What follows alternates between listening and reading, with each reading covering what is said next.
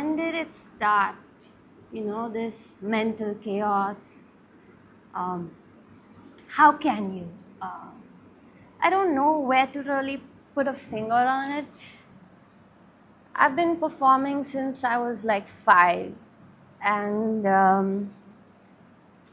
I performed with 104-degree fever, and you know, you applauded like, oh my God, she did it with that. And even in school, you're like graded for having 100% attendance, right?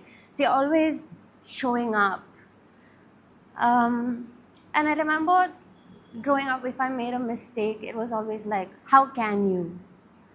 And you know, like, how could and I had to always think how my action impacted someone else. And I don't mean this as a person trying to commit a crime.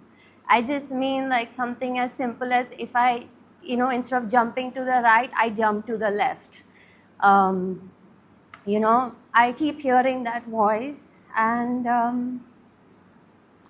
like, look, I'm grateful for every experience. It's made me a tough cookie, but I have this inner thing, like, you know, this training that we are built with. How can you be late? On time is late. You know, how can you take a break?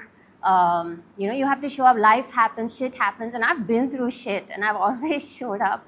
And if I made a mistake, it was never intentional. But you were always yelled at, like, oh shit. I remember one time I went for a course. I missed my alarm. I didn't even miss the class. I showed up. But I beat myself up because I missed an alarm. In fact, I was on time and there were people who were late. You know, so at the back of my head, it's always there, like, and I'm tired. My soul's tired, you know, and I'm trying to break free from this experience.